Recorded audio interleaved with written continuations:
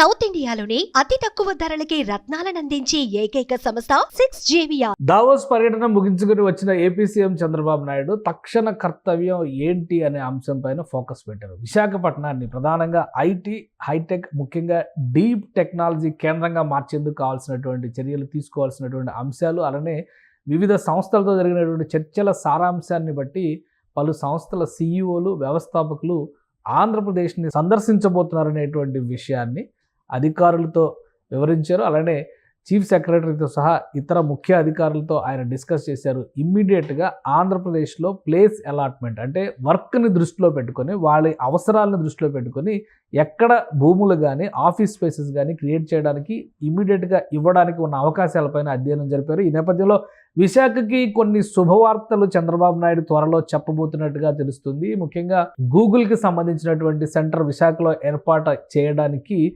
80 ఎకరాల స్థలాన్ని గూగుల్ సంస్థ విజ్ఞప్తి చేసింది. ఈ నేపథ్యంలో ఇప్పటికే టీసీఎస్కి మిలీనియం టవర్స్ని హ్యాండ్ ఓవర్ చేయాలనేటువంటి నిర్ణయానికి ఆంధ్రప్రదేశ్ ప్రభుత్వం వచ్చింది. 2017, 2018 ప్రాంతంలో నిర్మాణం చేసి 2019 మొదట్లో అంటే ఎన్నికల కోడ్ రాకముందర ప్రారంభోత్సవం అయినటువంటి భవనం ఇది.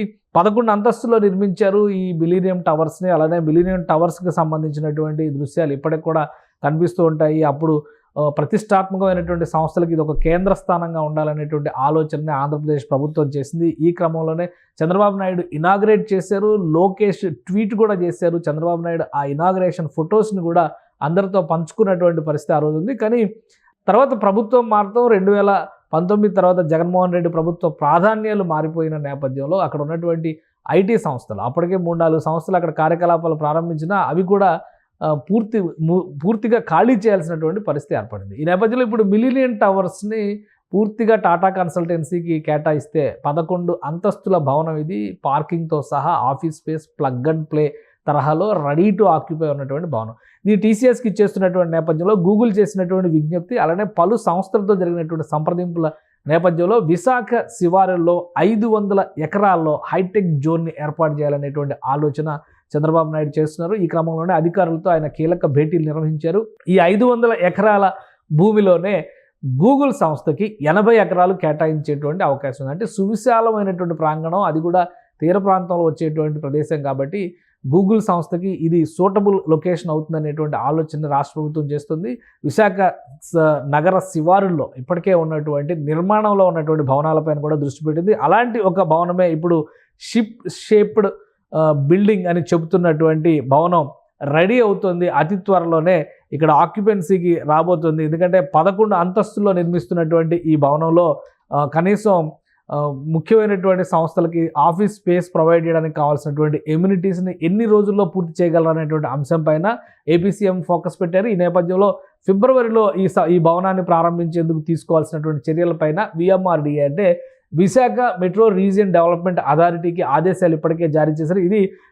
ఇది ఒక షిప్ షేప్లో చేసినటువంటి నిర్మాణం. ఈ భవనానికి సంబంధించి 11 అంతస్తుల్లో చేసినటువంటి నిర్మాణం దాదాపు 87 కోట్ల రూపాయలు దీనికి ఖర్చు పెట్టింది. అయితే అండర్ కన్స్ట్రక్షన్లో ఉంది కాబట్టి శరవేగంగా ఈ పనులు పూర్తి చేయాలనేటువంటి విషయాన్ని ఆంధ్రప్రదేశ్ ముఖ్యమంత్రి ఇప్పటికే అధికారులకి సూచించారు. ఫిబ్రవరి మాసాంతం కల్లా ఈ భవనాన్ని ప్రారంభిస్తారు. ఈ భవనంలోనే అనేక టెక్ సంస్థలకి స్థలాన్ని కేటాయించాలనేటువంటి ఆలోచన చేస్తున్నారు. అలానే దీంతో పాటు కనీసం 20 లక్షల చదరపు మీటర్ల వైశాల్యం కలిగినటువంటి భూములపైన, అంటే ముఖ్యంగా అక్కడ రిక్వైర్మెంట్ని బట్టి చూస్తే కనుక కనీసం ఒక 1000 ఎకరాల్లో ఒక పెద్ద జోన్ ఏర్పాటు చేయాల్సినటువంటి పరిస్థితి ఉంది. ఇప్పటికే మెడిటెక్ జోను, అలానే ఫార్మాకి సంబంధించినటువంటి హబ్, ఇవన్నీ కూడా విశాఖ శివారుల్లో అనకాపల్లి పరిసర ప్రాంతాల్లో కూడా ఏర్పాటు అవుతున్నాయి. ఈ నేపథ్యంలో విశాఖలో ప్రస్తుతం ఉన్నటువంటి మిలీనియం టవర్స్కి సమీపంలో ఉన్నటువంటి భూములపైన ఏపీ గవర్నమెంట్ ఫోకస్ పెట్టింది. ప్రభుత్వ భూములు ఇక్కడ ఎంతవరకు అవైలబిలిటీ ఉన్నాయి, భూసేకరణకి వెళ్లకుండా